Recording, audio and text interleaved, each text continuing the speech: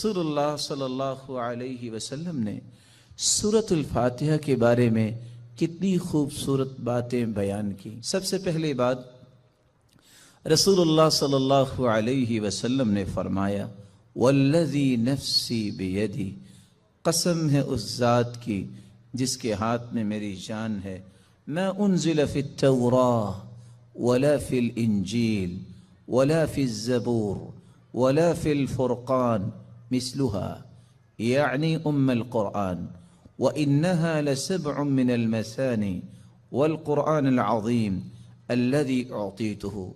اللہ تعالیٰ نے آسمانی اور الہامی کتابوں میں سے نہ تو تورات میں ایسی صورت نازل کی، نہ انجیل میں ایسی صورت نازل کی، نہ ہی زبور میں ایسی کوئی صورت نازل کی، اور نہ ہی قرآن مجید میں ایسی صورت ہے جیسی اللہ تعالیٰ نے سورۃ الفاتحہ کو نازل کر کے اپنی مخلوق پر انعام کیا ہے۔ یہ 7 آیتیں بار بار پڑھی جانے والی ہیں۔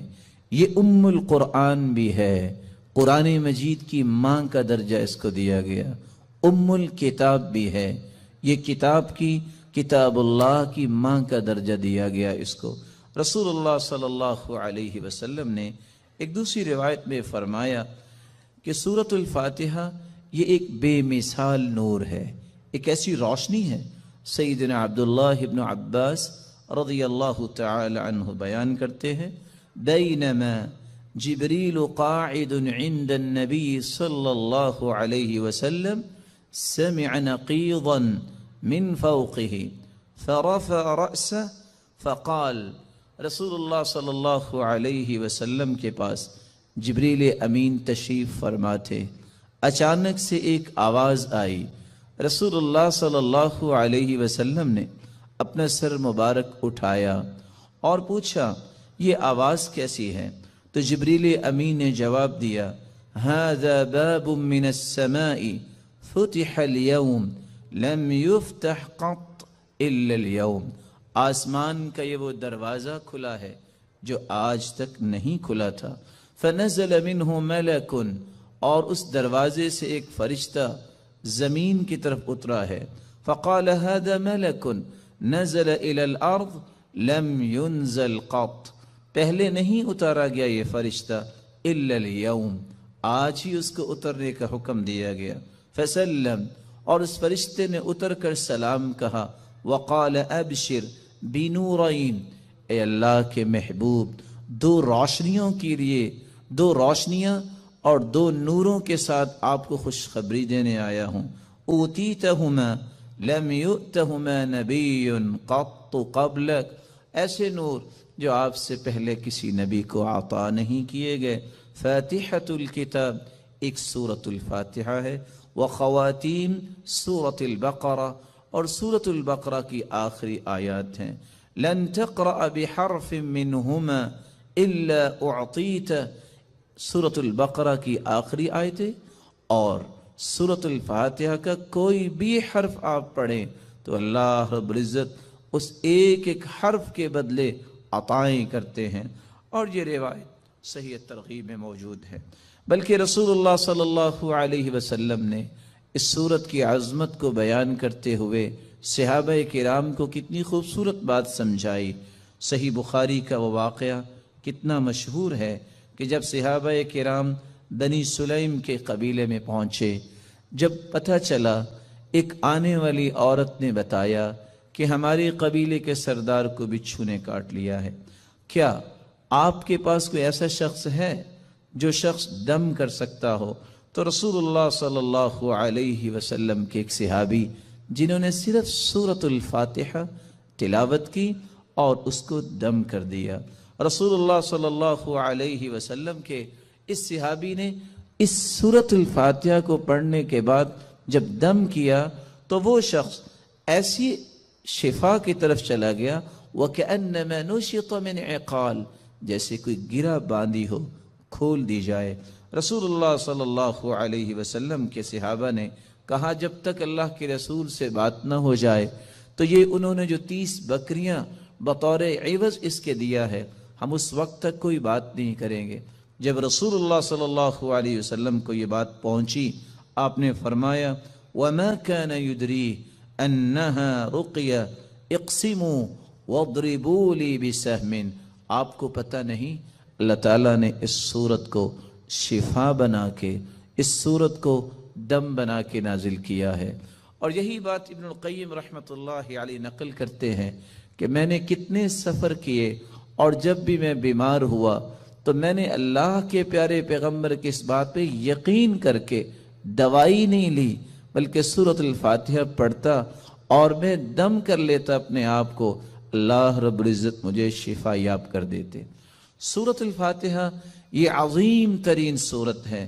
رسول اللہ صلی اللہ علیہ وسلم کے صحابی سیدنا ابو سعید بن معلی بیان کرتے ہیں، مر بی النبی صلی اللہ علیہ وسلم وانا اصلی، اللہ کے رسول صلی اللہ علیہ وسلم میرے پاس سے گزرے، میں نماز پڑھ رہا تھا، مجھے انہوں نے آواز دی، میں نے سلام پھیرا اور سلام پھیرنے کے بعد اللہ کے رسول صلی اللہ علیہ وسلم کی خدمت اقدس میں حاضر ہوا.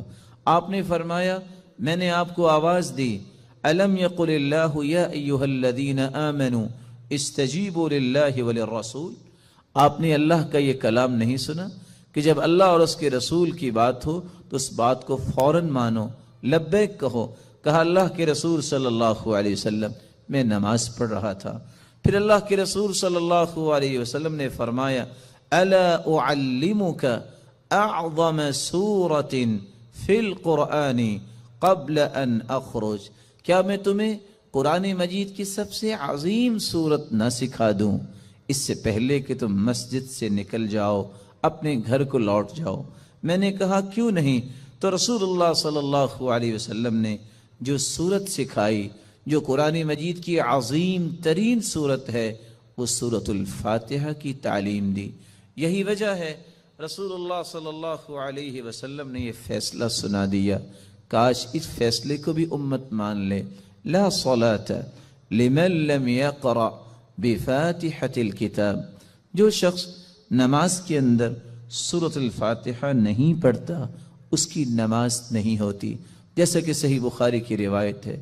اور صحابی تو بیان کرتے ہیں عبادہ بن صامت رضی اللہ تعالی عنہ کہ فجر کی نماز ہم نے پڑھی اللہ کے رسول صلی اللہ علیہ وسلم کے پیچھے.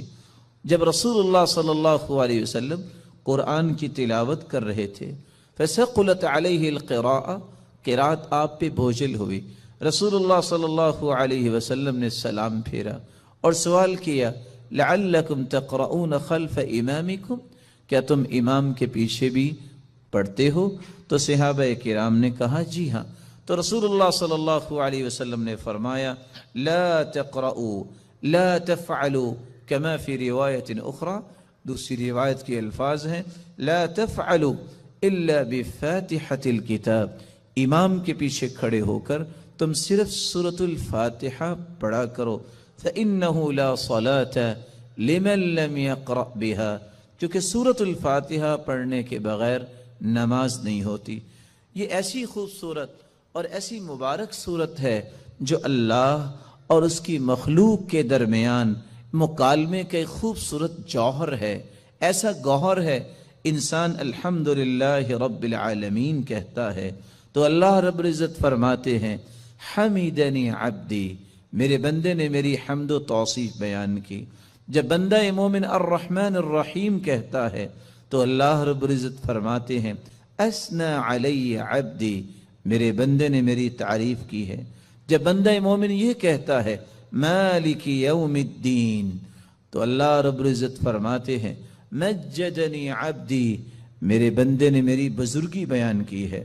جب انسان بندہ مومن یہ کہتا ہے ایاک نعبد و ایاک نستعین تو اللہ رب العزت فرماتے ہیں ھذا بینی و بین عبدی ولعبدی ما سأل، یہ میرے اور میرے بندے کے درمیان ہے، جو کچھ بھی میرا بندہ مانگے گا میں اسے عطا کروں گا.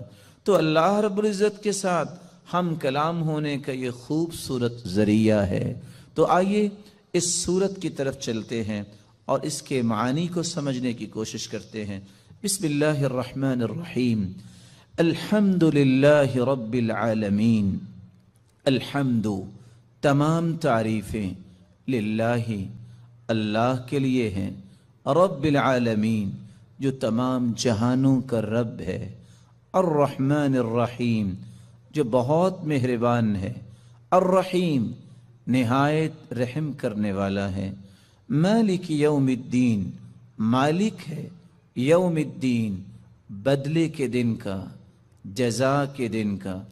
इय्याक नअबुदु व इय्याक नस्तईन, इय्याक नअबुदु, हम इबादत करते हैं सिर्फ तेरी ही, व इय्याक नस्तईन, और हम मदद चाहते हैं सिर्फ तेरी ही ए अल्लाह।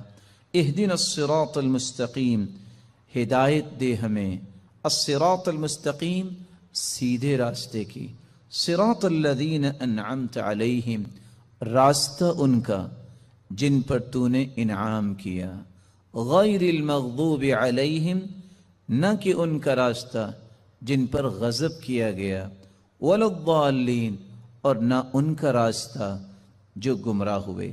रसूलुल्लाह सल्लल्लाहु अलैहि वसल्लम के फरामीन की रोशनी में इस सूरत की 5 बातें हमें याद रखनी चाहिए।